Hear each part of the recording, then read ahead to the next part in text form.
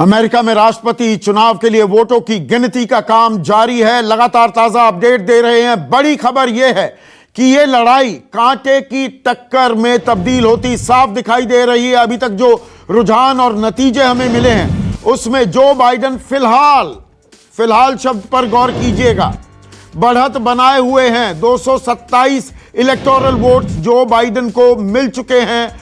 ये थोड़ा हमने गलत चला दिया है। डोनाल्ड ट्रंप को 210 और जो बाइडेन को 227 इलेक्टोरल वोट्स मिल गए हैं। यानी कि जादुई आंकड़ा जो 270 का उससे 43 वोट्स पीछे जो बाइडेन और 60 वोट पीछे डोनाल्ड ट्रंप। लेकिन यहां पर I am willing to stick my neck out और उसका आंकड़ा मैंने आपको कुछ देर पहले बताया था। जो स्विंग स्टेट्स हैं वो ट्रंप की ओर जाते दिख रहे हैं और यहां पर ट्रंप बाजी मार ले जाएंगे क्या? अब की बार डोनाल्ड ट्रंप सरकार, अब की बार बल्कि मैं कहूं फिर से डोनाल्ड ट्रंप सरकार होने जा रही है क्या, बनने जा रही है क्या? अमेरिका में संकेत साफ दिखाई दे रहे हैं। पोलस्टर्स की बात को धता बता दिया है। डोनाल्ड ट्रंप ने 9 पॉइंट्स की लीड बताई जा रही थी जो बाइडेन की, लेकिन ये जबरदस्त कमबैक किया है। अभी पीछे चल रहे हैं लेकिन कुछ देर बाद आप पाएंगे कि वो आगे निकल सकते हैं, निकलेंगे जो बाइडेन से भी। और इसकी एक वानगी मैं आपको दिखाता हूं। हम स्विंग स्टेट्स की बात कर रहे हैं, फ्लोरिडा की हम जिक्र कर रहे थे। फ्लोरिडा में 29 इलेक्टोरल वोट्स हैं और 96% काउंटिंग हो चुकी है। अभी रिजल्ट डिक्लेयर नहीं हुआ है लेकिन फ्लोरिडा जा रहा है डोनाल्ड ट्रंप के साथ। और अब आपको बताता हूं कि फ्लोरिडा में बाइडेन क्यों पिछड़ गए। यह स्विंग स्टेट था। फ्लोरिडा के मियामी डेड काउंटी से बाइडेन को झटका लगा है। मियामी डेड काउंटी में क्यूबन अमेरिकन रहते हैं। क्यूबा सटा हुआ है बिल्कुल अमेरिका से। फिडेल कास्ट्रो वहां पर राज किया करते थे। सोशलिज्म का नारा बुलंद किया जाता था और उनके सताए लोग अमेरिका में आकर बस गए। और फ्लोरिडा क्योंकि क्यूबा से सटा हुआ है, वहां पर इनकी तादाद बहुत ज्यादा है।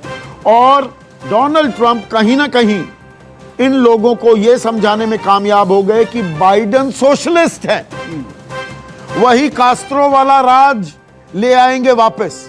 तो फ्लोरिडा में जो ये बात कही जा रही है, आप इसको किस तरह से देखते हैं संजय? देखिए, फ्लोरिडा में अमूमन आप उस हिस्से को पाएंगे अगर अमेरिका का, तो वो एक ऐसा हिस्सा है जो अन अमेरिकन है, इन द सेंस कि वहां अंग्रेजी भी नहीं बोली जाती है या बहुत कम बोली जाती है। वहां की भाषा भी अलग है। वहां पर वो हिस्पैनिक कम्युनिटी ज्यादा वहां रहती है और उनके दिमाग में हमेशा वो कास्ट्रो रेजिम की बातें हैं, क्योंकि वो नाव चढ़ करके इस पार आ गए, अमेरिका पहुंच गए थे। और हमेशा से फ्लोरिडा जो है वो इस तरह से वोट करता है कि वो चाहता है कि क्यूबा से जो दूरी बना करके रखे वैसा राज हमें चाहिए। अब यहां पर एक और फैक्टर है और वो संदीप ये है कि फ्लोरिडा को अपना गृह राज्य बना दिया।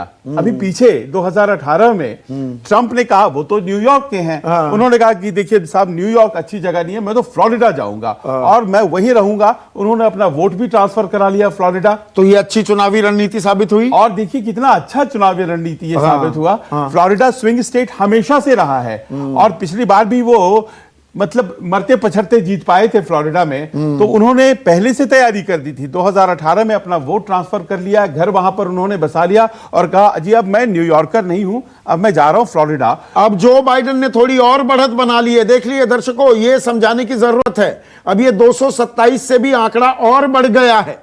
ये आंकड़ा 227 से भी बढ़ गया है तो बढ़त तो बनती दिख रही है, लेकिन जादुई आंकड़ा दरअसल 270 का है। और मैं फिर से बता दूं, यहां पर विनर टेक्स ऑल, ये एक फलसफा है। वहां पर जो एक स्टेट जीत गया, बहुमत जिसके पास, सारी की सारी वोट उसके खाते में ट्रांसफर हो जाती हैं। नेहा पंत मेरे साथ जुड़ गई हैं कैलिफोर्निया से। और नेहा, आप तो डेमोक्रेट्स के गढ़ में बैठी हुई हैं। वहां की 55 वोट तो जो बाइडेन के खाते में गई, लेकिन ये स्विंग स्टेट्स ने जबरदस्त स्विंग कर दिया है गेम। जो बाइडेन के खिलाफ स्विंग हो गई है ये तो। जी बिल्कुल, बहुत ही ज्यादा दिलचस्प अब ये मुकाबला हो गया है। जैसे कि आपने अभी कहा कि जो स्विंग स्टेट हैं they make and break it all.